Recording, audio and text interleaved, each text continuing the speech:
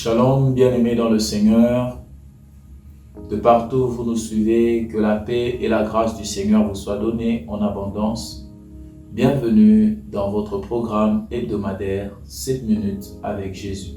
Le Seigneur, depuis un temps, a mis dans nos cœurs cette vision qui est chère de la conquête de notre second semestre. Et par la grâce du Seigneur, nous allons découvrir aujourd'hui un ennemi qui se lève souvent pour combattre les enfants de Dieu dans la conquête de leur héritage, dans la conquête de leur saison. C'est pourquoi j'ai intitulé mon thème de ce matin, l'enchantement et la divination ne peuvent rien contre Israël. L'enchantement et la divination ne peuvent rien contre Israël. Nous sommes dans le livre de Nombres, au chapitre 23. Nous allons prendre 3 versets. Nous allons prendre le 8e, le 9e et le 23e verset. Nous lisons la parole de Dieu au nom de Jésus. « Comment maudirais-je celui que Dieu n'a point maudit? Comment serais-je irrité quand l'Éternel n'est point irrité? Je le vois du sommet des rochers, je le contemple du haut des collines. C'est un peuple qui a sa demeure à part et qui ne fait point partie des nations. » Le verset 23 déclare ceci. « L'enchantement ne peut rien contre Jacob, ni la divination contre Israël. Au temps marqué, il sera dit à Jacob et à Israël, quelle est l'œuvre de Dieu. » Israël en marche dans la conquête de Canaan, après avoir vaincu les Amoréens, sera bouté à un ennemi qui est Moab avec son roi Balak. La Bible nous dit que Balak, craignant la puissance redoutable qui accompagnait Israël dans le combat, va faire appel à un homme que la Bible appelle Balaam pour venir maudire le peuple d'Israël. Et ils vont faire 3 tentatives. Ils vont dresser à chaque fois des autels, mettre des sacrifices, et à chaque fois, Balaam ne pourra pas ou n'arrivera pas à maudire Israël. Je voudrais déclarer cette première parole prophétique dans cette session de ce matin sur ta vie. Aucune puissance des ténèbres, aucune puissance de la sorcellerie, aucune puissance occulte n'a le pouvoir de maudire ta vie. Tu manquais l'opportunité de donner un bon amen. Écoutez, ce qui va se passer, c'est que à chaque fois, Balak et Balaam vont s'élever d'un lieu vers un autre, essayant de maudire Israël afin de l'affaiblir, mais à chaque fois, ça va rater.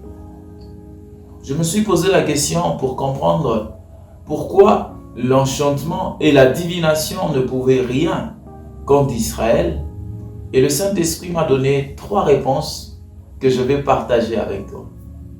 L'enchantement et la divination ne pouvaient rien contre Israël.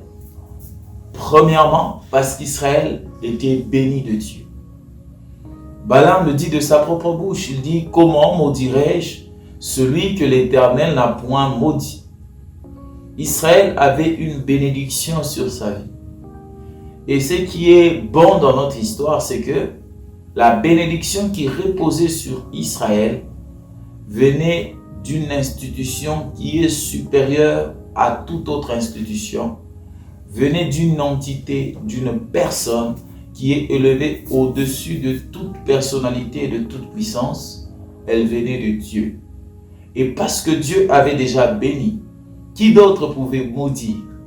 Oh, je déclare sur ta vie, Reso Prekamashaya, qu'aucune puissance de ténèbres ne pourra te maudire parce que Dieu t'a déjà béni. Je proclame sur la vie de quelqu'un ce matin et en cette semaine que la puissance de la bénédiction de Dieu qui repose sur ta vie triomphe de tous les mauvais sorts, de toutes les malédictions qui avaient été lancées contre toi au nom puissant de Jésus-Christ. Ô bien-aimé dans le Seigneur, la deuxième raison pour laquelle l'enchantement et la divination ne pouvaient rien contre Israël, c'est qu'Israël et l'élu de Dieu. L'apôtre Paul, écrivant en Romains, dans le livre de Romains au chapitre 8, dit ceci: qui accusera les élus de Dieu? Qui les condamnera? C'est Dieu qui justifie. Ô bien-aimés dans le Seigneur, Israël était un élu de Dieu ou est un élu de Dieu. Encore une fois, Balaam va le dire de sa bouche. Il dit que c'est un peuple qui a sa demeure à part. Je proclame sur la vie de quelqu'un en cette semaine que tu auras ta demeure à part. Alors que le vent de la malédiction sera en train de souffler, il ne pourra rien contre toi, car tu seras mis à part. Tes finances seront mises à part. Ta famille sera mise à part. Tes enfants seront mis à part. Tes études seront mises à part. Oh, ta vie sera mise à part au nom de Jésus-Christ. La troisième raison que le Saint-Esprit m'a enseigné, c'est que Israël était justifié. Et là, par la grâce de Dieu, j'ai beaucoup aimé ce que le Saint-Esprit m'a enseigné. Vous savez, lorsque Balaam était en train de maudire Israël, il quittait d'un lieu vers un lieu plus élevé. Et il a fait à 3 reprises. La Bible nous dit qu'au premier lieu, il ne voyait qu'une partie. De même qu'au deuxième lieu, il ne voyait qu'une portion d'Israël. Mais lorsque vous allez au chapitre 23, on dit qu'au troisième endroit, il a regardé vers le désert. Et il a vu toutes les tribus d'Israël qui étaient campées dans le désert. Ce n'est pas un hasard que l'on mentionne ici tout Israël. Lorsqu'Israël campait dans le désert, il ne le faisait pas par hasard. Parce qu'Israël ne marchait pas aussi par hasard. L'arche et le tabernacle étaient au centre du campement. Et autour du tabernacle, à l'est, se trouvaient 3 tribus. À l'ouest, 3 tribus. Au nord, 3 tribus. Et au sud, 3 tribus. Ce qui faisait que toutes les 12 tribus étaient autour du tabernacle.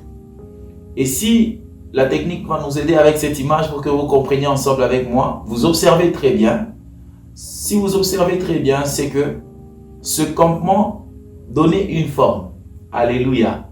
Ce campement donnait une forme. Quelqu'un commence à comprendre où je suis en train de l'amener.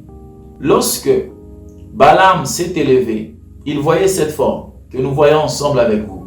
Et quelle est cette forme? C'est la forme de la croix. Le campement d'Israël était la préfiguration de l'œuvre de la croix. Et qu'est-ce qui s'est passé à la croix? Il a effacé l'acte dont les ordonnances nous condamnaient. Il n'y a donc plus maintenant aucune condamnation pour ceux qui sont en Christ.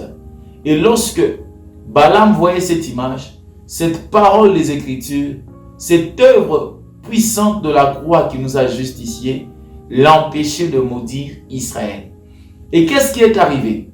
Au lieu de maudire, Balaam s'est retrouvé à bénir. Je lève l'étendard de l'œuvre de la croix dans ta vie.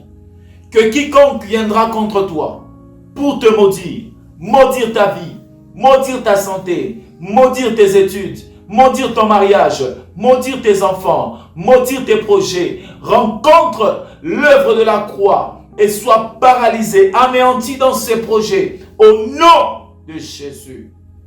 Merci Seigneur. Resopreka mashaya. Limbrezopreka sopalia. Je bénis leur semaine, je bénis leur vie. Je les proclame bénis par tous les ennemis, les avait maudits au nom de Jésus. Qu'ils soient bénis dans leurs entreprises, qu'ils soient bénis dans leur santé, qu'ils soient bénis dans leur ministère. Au nom de Rosoprakaya Mashaya, Teloskia, au nom de Jésus. Merci parce que tu les bénis. Bénis l'œuvre de leurs mains. Bénis tout lieu que la plante de leurs pieds foulera. Sois l'ennemi de leurs ennemis comme tu avais été l'ennemi des ennemis d'Israël. Merci Abba Père. Je leur proclame une semaine de bénédiction et de gloire en toutes choses et à tous égards. Dans le nom merveilleux de Jésus. Merci Seigneur, au nom de Jésus. Amen. Que Dieu vous bénisse de partout où vous nous avez suivis. Que sa grâce vous soit renouvelée et que sa bénédiction impacte vos vies dans tous les domaines au nom de Jésus. C'était votre émission 7 minutes avec Jésus, qui est une initiative du ministère évangélique de délivrance, la restauration, MEDER en sigle, qui est une vision dirigée par le révérend pasteur Freddy Ilunga, qui est notre Père spirituel. Que Dieu vous bénisse abondamment. Rendez-vous la semaine prochaine.